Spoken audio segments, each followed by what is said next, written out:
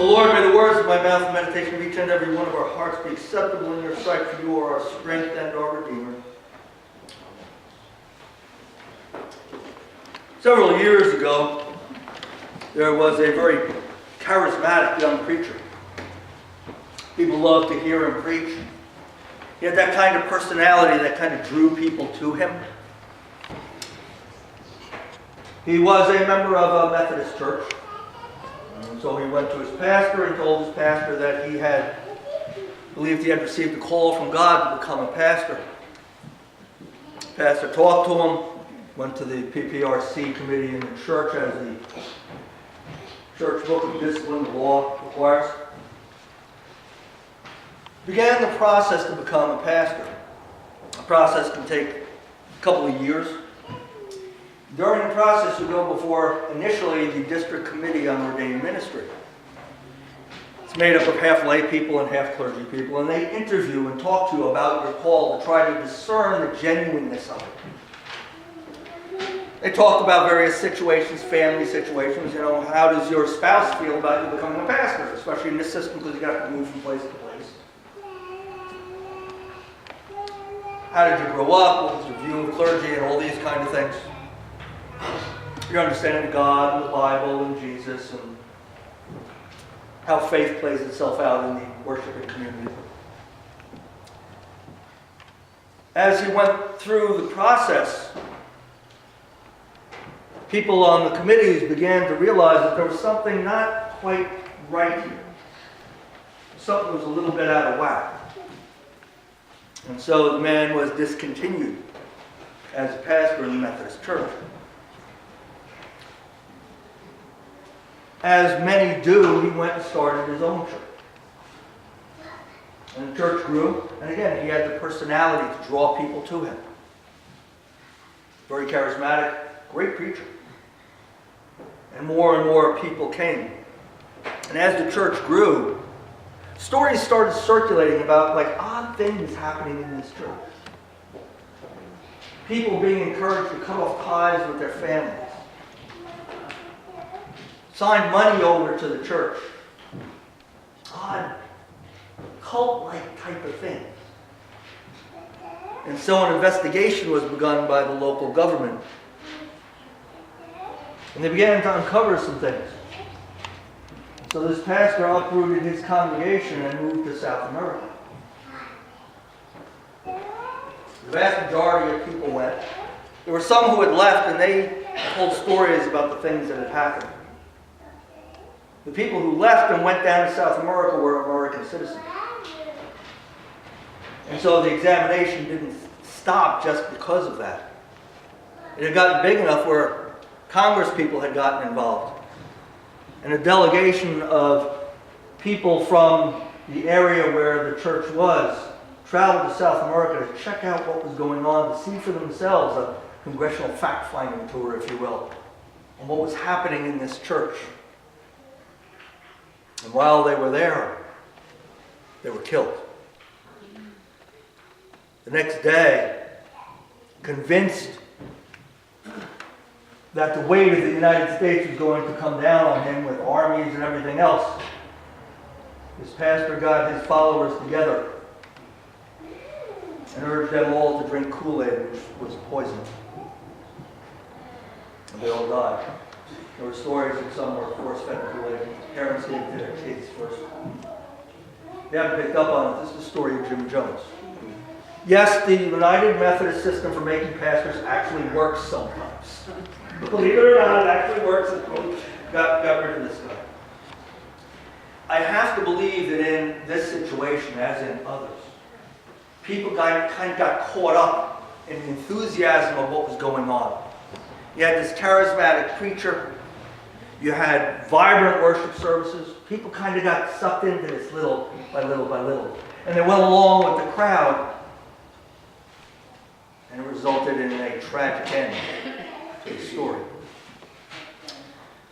As extreme as that example is, being sucked in and going along with the crowd is not something that is uncommon. It's something that is very, very normal in our human condition. Political campaigns are part of it. People get caught up in stuff. You know, an example from this season is look at some of these Trump rallies where there was violence and people got beat up. I can pretty much guarantee you that the people that did the beating got caught up in this whole thing. Whether they would have done that or not otherwise, I don't know. But crowd mentality, mob mentality will get people to do things that they wouldn't normally do. One of the stories that is told on Good Friday, it wasn't in this morning's scripture lesson, is about Peter's denial of Jesus. Most of the cinematic reproductions of this show Peter following Jesus as he is arrested and dragged to the chief priest's house from the Mount of Olives. And he enters into this courtyard, which is basically a lawn with a fence around it and a gate. He goes into the gate, he's with some people over here. You were with this guy. No, I wasn't. And he goes over to another group. And the same thing happens in another group, and then the cock crows and goes out and weeps bitterly. And in watching those things, I always said, you know, Peter was like the guy who would jump up with a sword and defend Jesus. Yes, he sunk, but he got out of the boat to walk on the water because Jesus told him to. None of the other disciples did. He was the only one who did that. He was the one who proclaimed Jesus was the Messiah. This is not a guy who doesn't have some courage and character. And so when you take all that into account, you see this thing of, a group of 3 people over here, a group of 2 people over here, and he's like turning his back and denying Jesus, as he just said a while ago he would never do, made no sense to me whatsoever. And then I watched a movie called The Passion of the Christ, made by Mel Gibson. In that instance, Peter enters this courtyard and it's jammed, people are shoulder to shoulder.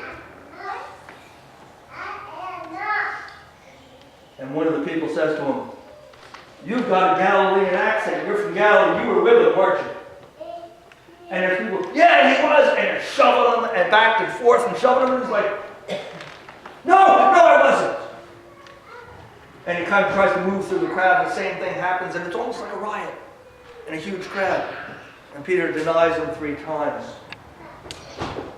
In that scene done that way, it was believable. I could understand why the guy would have done this thing that was so contrary to his character because of the situation he was in.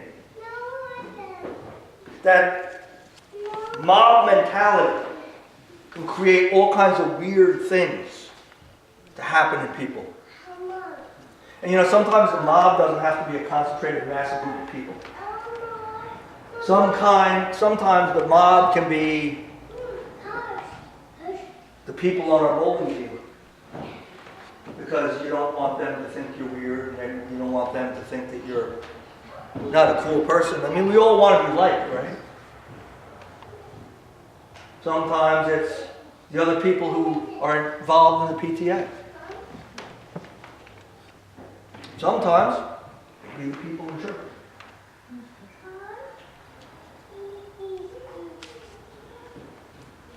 We, human beings, want to be liked. Anybody here not want to be liked? Show of hands. No. We all want to be liked. And so that wanting to be liked can be used, and has been used, to have us go against the grain, if you will. To do things that are contrary to our personality. I believe what we saw on Good Friday versus Palm Sunday is an example of that. The Bible tells us that the scribes and the Pharisees who hated Jesus' guts, because they had a racket going. They made a lot of money. That whole thing, and he flips over the table in the temple. Not because selling animals in the temple was necessarily bad, because you needed pure animals to sacrifice, for the sacrifice to be acceptable to God. And they said, this is guaranteed acceptable. Not a horrible idea, especially when people are traveling by caravan for several days or a week to get there. But when you take the price of that and you multiply it by 10 times what you can buy it for and market outside, you're ripping people off. And you're preventing people from worshiping God because the sacrifice was the worship. That's why Jesus got mad. They also had a lot of power. Look at Pilate's reaction when they insisted that Jesus be crucified. Pilate gives in. Because there would be riots and stuff, because they had that kind of influence. Jesus was threatening all this stuff, so they wanted him dead. They wanted him out of the way. So they made up charges. When the crowds were together in front of Pilate, they had their people go through the crowd. The chief priest wants you to say crucify him, and if you want to be able to worship in the temple again, you better go to wall. That's a huge threat to us, folks. Massive. Basically, you don't do this, you're going to hell. And because of the pressure, people went along with it. Probably some of the people who were at that gate the previous Sunday cheering Hosanna to the Son of David were then cheering crucify him. One of the things about Easter as well as Christmas, we hear the same stories every year. And they're powerful stories, but when you hear them over and over and over and over and over and over and over and over and over and over and over and over again, they kind of lose their bite. But I think one of the things we need to do is to take a look at these stories and see what they tell us about how we live today. Do we go along with stuff that we never thought we'd go along with? Anybody here ever have the experience of, I never thought I'd say something like that? Is there anybody here who hasn't? That's a better question, really. The thing that gives us hope when we're in there and can give us strength is that even though all the powers of the world were arrayed against God during this week, the powers in Israel, chief priests and scribes, all the religious authorities who had sway over people's lives on a day-to-day, hour-to-hour basis, were dead set against him. And they got the power of Rome, the most powerful entity on the face of the earth, to go along with them and be against God's plan. But on Easter, God demonstrated that God's plan will not be thwarted. That no matter what people do, God will win. You find yourselves being pressured to be in a place you should not be. Remember that. Remember that God prevails in the end. And if you had been a Peter and denied Jesus, remember what Jesus did after the resurrection. They're fishing, they see him on the beach. They realize who it is. Peter jumps in the water instead of waiting for the boat to get in. Peter blundering right ahead like he always did. He gets there and Jesus asks him, if you love me. And he asked him 3 times. Biblical commentators say that those 3 admonitions cancel those 3 denials. Because God forgives. No matter what. So 2 things. 1, remember God wins. God comes out on top no matter what the odds are, no matter what's going on. And if you screwed up, don't worry about it. God forgives you. Praise be to God. Let's pray. Lord God, we give you thanks for your love, for your ongoing support of us, or your ongoing love of us, your ongoing forgiveness, just all that you are. God, we find ourselves in places where we know we're disappointing you, where we go along with the crowd because it's easy. But yet in doing that, we're doing exactly the opposite of what you would have us to do. And then we get ourselves wound up in guilt to the point where we don't even want to come to you to ask forgiveness. God, help us to remember from these stories of this week and from the wonderful reality of Easter that you come out on top and that you forgive. Help us hold on to that so that we might have strength when the negatives of this life come against us. That we might be faithful in all that we do. God, as we go into this joyous season, there are always folks who have had difficult times, losses of loved ones,